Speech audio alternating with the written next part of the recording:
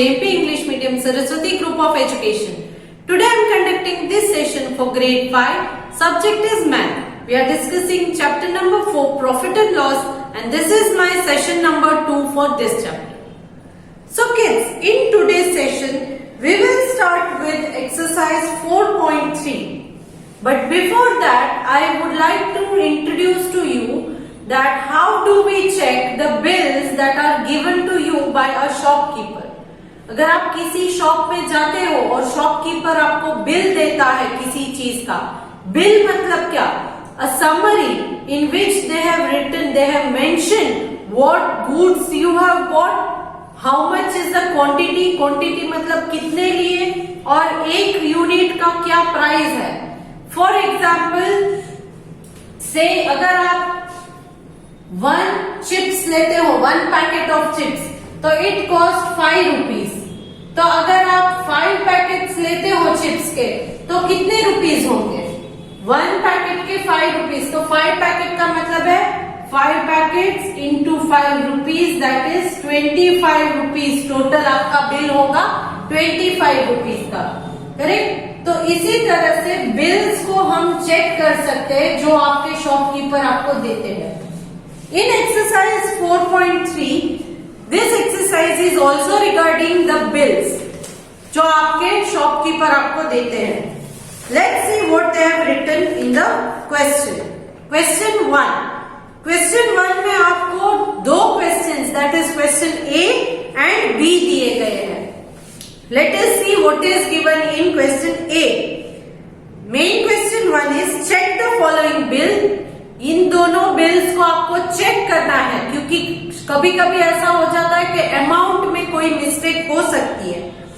Then circle and correct the entire entries if they are wrong and find the correct bill total. अगर कहीं पर भी entry मतलब amount लिखने में कोई मिस्टेक हुई है तो उसको आपको करेक्ट करना है. If the bill has been correctly prepared then put a tick against the date. अगर करेक्ट बिल है तो उसमें राइट मार्क करना है. तो let us check with question A. Question A में बिल नंबर आपको दिया गया है 3452. नॉर्मली हर शॉप में बिल का एक नंबर होता है जो आप देख सकते हो. देन किस दुकान से इस बिल को लिया गया है, उस दुकान का नाम है मंचनदास स्टोर. मंचनदास स्टोर. देन डेट, कौन सी तारीख का ये बिल है, किस दिन का शॉपिंग का बिल है. It is 29/4/2014. So here they have given you columns. First column is item number, कितनी चीजें खरीदी थी. देन आइटम नेम, कौन कौन सी चीजें खरीदी गई थी. Then quantity.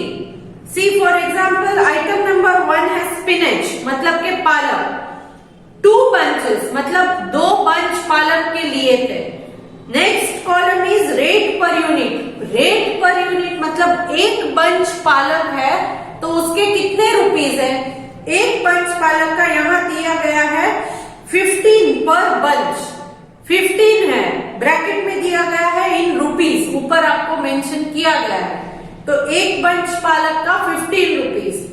Now amount, that means उन्होंने यहाँ क्वांटिटी में कितने बंच लिए थे, 2 बंच, और 15 रुपीज पर बंच मतलब 1 बंच का 15, तो 2 बंच का कितना होता है, वो टोटल अमाउंट जो है वो यहाँ टोटल अमाउंट वाले कॉलम में दिए गए हैं. करेक्ट? तो पहले आपको ये चेक करना है कि जो quantity and rate per unit है, अकॉर्डिंग टू दैट जो टोटल अमाउंट दिया है वो करेक्ट है या नहीं है. समझ में आ गया? तो ये हम चेक करते हैं. जैसे जैसे हम सम आगे सॉल्व करेंगे आपके समझ में आ जाएगा कि क्या करना है. Right? Okay. Now this is question 1 में ए वाला मैं कर रही हूं. Main question 1. First is spinach. पहले हमें चेक करना है कि ये करेक्ट है या नहीं. स्पिनच. स्पिनच में यहां दिया गया है 2 bunches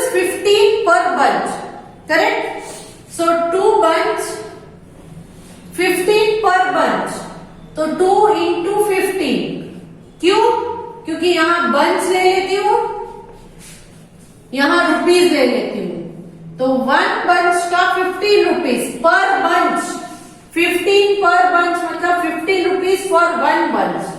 तो 1 बंच का अगर 15 रुपीज है तो 2 बंच का कितना होगा? Cross multiply, so 2 into 15, divide by 1 की जरूरत नहीं है क्योंकि डिवाइड बाय 1 करोगे तो आंसर सेम रहेगा, इसीलिए मैंने यहाँ 2 इंटू 15 डायरेक्ट ले लिया है। सो 2 इंटू 15 में जब डायरेक्ट करती हूँ I will get the answer as 2 5s are 10, 0 1 carry, 2 1s are 2 plus 1 3, so ₹30। तो यहाँ क्या आपको अमाउंट के फिगर में 30 रुपीज दिए हैं? यस, दैट मीन्स ये वाली फर्स्ट आइटम की एंट्री करेक्ट है। नेक्स्ट आइटम ले लेते हैं। स्पिनच के बाद कौन सी आइटम दी गई है? It is peace. पीस यानी कि मटर, वटाना गुजराती में कहते हैं, उसे पीस कहते हैं। पीस हाफ केजी 80 पर केजी, यहां पर दिया गया है half KG and 80 rupees per KG. यहां पर केजी एंड रुपीज, करेक्ट। तो यहां पर मैं ले लेती हूं हाफ केजी, 1 केजी का 80 रुपीज है, तो हाफ केजी का कितना होगा? Cross multiply, that is half into 80 divided by 1 आएगा, मगर उसकी जरूरत नहीं है। सो यहां मैंने हाफ बाई 80 ले लिया, सो यहां क्या होगा? Half into 80। तो इस 80 को हम ऊपर रख के नीचे बाई 1 ले लेते हैं। जिस नंबर में नीचे डिनोमिनेटर नहीं है उसको बाई 1 लेना, मैंने आपको समझाया था। सो अब 2 के टेबल में 2 एंड 80 दोनों डिविजिबल है, सो 2 1s are 2 4s are 8, 2 0s are 0, so half KG का होता है 40 रुपीज। कितने रुपीज? 40 रुपीज। तो यहाँ अमाउंट वाले कॉलम में देखिए ऑलरेडी उन्होंने 40 दिया है। 1 केजी का 80 रुपीज है तो हाफ केजी का 40 रुपीज, तो ये सेकेंड एंट्री भी करेक्ट है। Now moving on to item number 3, third entry check कर लेते हैं कि क्या दिया गया है। Third entry is capsicum. Capsicum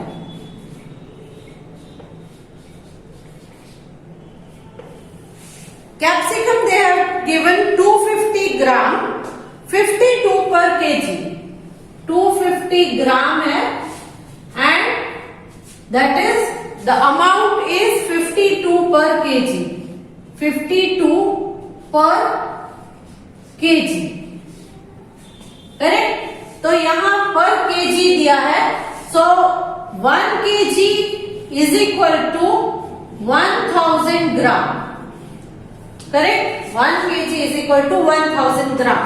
क्यों मैंने ग्राम में कन्वर्ट किया? क्योंकि यहाँ 250 ग्राम दिया है तो मैंने इस 1 kg को 1000 ग्राम में पहले कन्वर्ट कर लिया।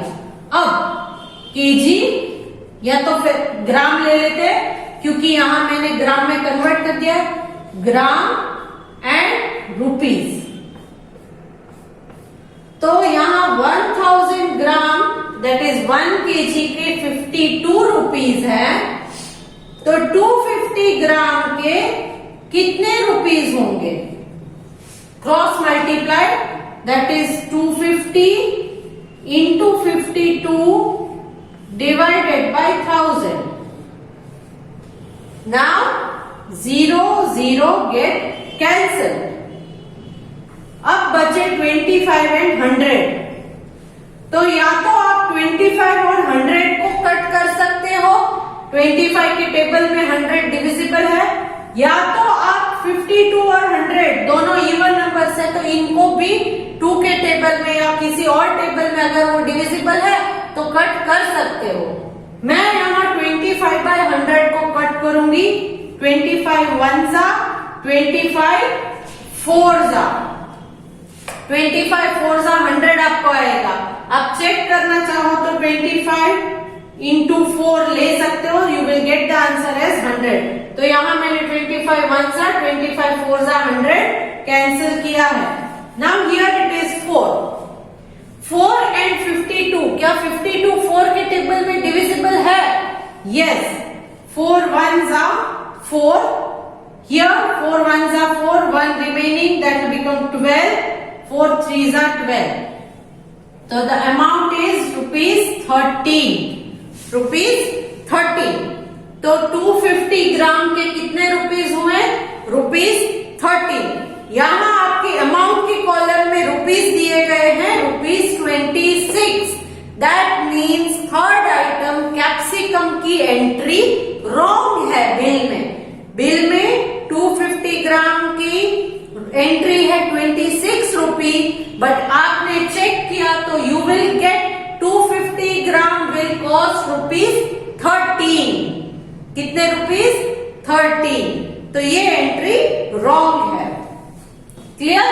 सो now moving on to next entry, that is onions. Next entry है आपकी onions, item number 4। Onion 1.5 kg onions दिए हैं, दैट इज 24 पर kg, 24 पर kg, करेक्ट? तो यहां 1.5 kg है, तो यहां पहले हम kg ले लेते हैं एंड रुपीस। तो 1 kg पर kg मतलब 1 kg के 24 रुपीस है एंड 1.5 kg के कितने रुपीस होंगे, ये आपको देखना है। करेक्ट? तो यहां पहले देख लेते हैं कि 1 kg is equal to 1000 gram, तो 1.5 kg तो कितने ग्राम होंगे? You will get the answer as 1500 grams, that is 1500 gram. तो यहां पर 1 kg के या 1000 ग्राम के 24 रुपीस हैं, तो 1500 ग्राम के कितने रुपीस होंगे? क्रॉस मल्टीप्लाई कीजिए। Now 1500 into 24 by 1000, correct? Now 0 0 cancel, 0 0 cancel. Now 10 24, इन दोनों को आप कट कर सकते हो 2 के टेबल में। आई एम सॉरी, 15 एंड 10, यहाँ 15 एंड 10 बचे हैं, इन दोनों को आप 5 के टेबल में कट कर सकते हो। तो मैं पहले ये कट कर लेती हूँ, 5 2 जा 10, 5 3 जा 15। नाउ 3 एंड 2 दोनों सेम टेबल में डिविजिबल नहीं है, सो 2 एंड 24 को मैं कर लेती हूँ कैंसल। 2 1 जा 2 12 जा, सो हियर 3 इंटू 12 ये बच गया। नाउ 3 2 जा 6, 3 1 जा 3, सो ₹36, ₹36, दैट इज 1.5 kg के ₹36 होते हैं। और आपकी एंट्री क्या है? ₹35। अमाउंट के कॉलम में आप देखिए ₹35 दिए हैं, दैट मीन्स फोर्थ जो आइटम है उसकी एंट्री भी गलत है। फर्स्ट 2 आइटम की एंट्री सही है, second 2 item that is item number 3 and 4 इसमें एंट्री रॉन्ग दी गई है। So that is why these 2 are the mistake. Then what they have asked, फिर यहाँ पर अगर आपका जो अमाउंट वाला फिगर है वही रॉन्ग आता है आइटम नंबर 3 एंड 4 में, तो दैट मीन्स आपका टोटल जो बिल है, यहाँ पर बिल का टोटल आपको 99 दिया है, सो यहाँ बिल का टोटल भी गलत जाएगा बिल का टोटल होगा 119। जब आप इन एंट्रीज को ऐड करोगे that is 30 plus 40 plus 13 plus 36, 4 items के 4 अमाउंट, इनके अगर आप टोटल करोगे so you will get the total amount of ₹119। तो यहाँ टोटल भी गलत है, आइटम नंबर 3 का अमाउंट गलत है, आइटम नंबर 4 का अमाउंट गलत है, एंड इन दोनों गलत एंट्रीज की वजह से टोटल भी गलत है। तो ये इस तरह से आप बिल चेक कर सकते हो। Next, here talking about question number B. Main question 1 में क्वेश्चन नंबर बी जो आपको दिया गया है उसके बारे में डिस्कस कर लेते हैं कि क्या दिया गया है। यह है regarding the bills. Okay, now question B, bill number is 756। It is a toy shop, shop का नेम है टॉयज बी, एंड बिल की डेट है 12/6/2014। आइटम्स आर 4 आइटम्स दी गई है। Item names are party caps, balloons, colouring book and crayons.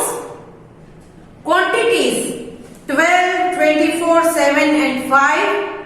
Rate per unit that is in rupees. Per unit मतलब एक चीज है, फॉर एग्जाम्पल एक पेन, 2 पेन, 4 पेन, तो एक पेन को बोलेंगे पर यूनिट। एक पेन का, मेरे पास 5 पेन है, 5 पेन्स, तो पर यूनिट मतलब 1 pen will cost so much. तो यहाँ पर रेट पर यूनिट मतलब एक आइटम का प्राइस है ₹4। See for example party caps, quantity 12 है, मतलब 12 कैप्स ली हैं उन्होंने, बट यहाँ रेट पर यूनिट मतलब एक कैप का प्राइस है ₹4, क्योंकि यहाँ पर यूनिट में आपको ब्रैकेट में दिया गया है इन रुपीज। तो 12 कैप्स है, एक कैप का 14 रुपीज है। सो टोटल अमाउंट क्या होगा, दैट इज 12 into 4, तो टोटल अमाउंट 48 यहाँ दिया गया है। तो उसी तरह से बाकी जो है उसका भी आपको दिया गया है। यहाँ बलून्स में क्वांटिटी 24 है and rate per unit that is 25 per dozen. अब यहाँ ये देखना है पर डजन, डजन में 12 आते हैं, कितने 12, तो यहाँ 12 बलून के 25 रुपीज है और आपने लिए हैं 24 बलून्स। 24 बलून मतलब 12 प्लस 12, तो 2 डजन बलून लिए हैं। एक डजन का 25 रुपीज है, तो 2 डजन लिए हैं, तो उसके बन जाएंगे 2 into 25, तो आपको आंसर मिलेगा 50। क्लियर? तो इस तरह से आपको ये बिल दिया गया है। तो इसे पहले चेक कर लेना है। फॉर एग्जाम्पल मैं यहाँ सिर्फ एक्सप्लेन करूंगी, आपको अपने आप सॉल्व करना होगा इसे। Party caps 12 rupees 4 per unit, तो 12 into 4 आप अगर करोगे तो यू विल गेट 48, तो ये करेक्ट अमाउंट है। आइटम नंबर 2 बलून्स, 1 डजन का 1 डजन में 12 पीस आते हैं, तो 24 पीस का मतलब कितने डजन हुए, 2 डजन, करेक्ट। 24 पीस का मतलब है 2 dozen. So now 1 dozen cost 25 rupees, तो 2 dozen will cost how much, that is 2 into 25, that is ₹50। तो ये अमाउंट भी करेक्ट है। Next, colouring books. Colouring book 7 है, रेट पर यूनिट 13 है, मतलब एक बुक का प्राइस 13 रुपीज है। तो यहाँ पर आपको 7 बुक्स के साथ है, तो you have to multiply 7 into 13, 7 into 13, 7 books 13 rupees each, that is 7 into 13, you will get the answer as 91. So यहाँ आपके बिल में अमाउंट दिया गया है 81, so that is a wrong entry. ये एक wrong entry है. Correct entry is ₹91. 1. Next, moving on to item number 4, that is crayons. crayons के 5 बॉक्सेस हैं यहाँ per unit. Each box cost ₹14. एक बॉक्स के 14 रुपीज, तो 5 बॉक्स के कितने रुपीज होंगे? सो 5 into 14 दैट इज ₹70. तो दैट मीन्स ये एंट्री भी करेक्ट है. 5 into 14 70 रुपीज. तो ये एंट्री करेक्ट है. एक ही गलत एंट्री है, that is colouring books item number 3. ये एक रॉन्ग एंट्री है. Instead of 81 the correct entry should be 91. Now total amount, क्योंकि यहाँ पर कलरिंग बुक्स का टोटल आपको 81 दिया गया है, जबकि उसका राइट आंसर है 91, तो टोटल अमाउंट में भी डिफरेंस आएगा. तो टोटल अमाउंट करते वक्त आपको ये देखना है कि you will add 48 plus 50 plus 91 plus 70 and the answer will be 259. तो ये एक गलत एंट्री की वजह से ये मिस्टेक हुई थी टोटल बिल में. सो इसी तरह से नेक्स्ट क्वेश्चन आपको दिया गया है, मेन क्वेश्चन नंबर 2. तो ये बी वाला जो है वो मैंने एक्सप्लेन कर दिया है, वो आप अपने आप सॉल्व करोगे. कैसे करना है मैंने सिखा दिया है. Now moving on to main question 2 in exercise 4.3. Main question 2 is Supriya's mother gave shopkeeper 4 500 rupee notes. 500 rupees की 4 उन्होंने नोट दी शॉपकीपर को. Correct. Now for the following bill. क्यों दी थी? क्योंकि उनका बिल हुआ था. उन्होंने कुछ आइटम्स वहां से खरीदी उनकी शॉप में से, और शॉपकीपर को 4 नोट 500 रुपए वाली दी. What is the balance she got back? तो यहां उनका बिल भी आपको दिया गया है. उन्होंने शॉर्ट्स 2 खरीदे 175 ईच, तो उनका शॉर्ट्स का बिल हुआ 350.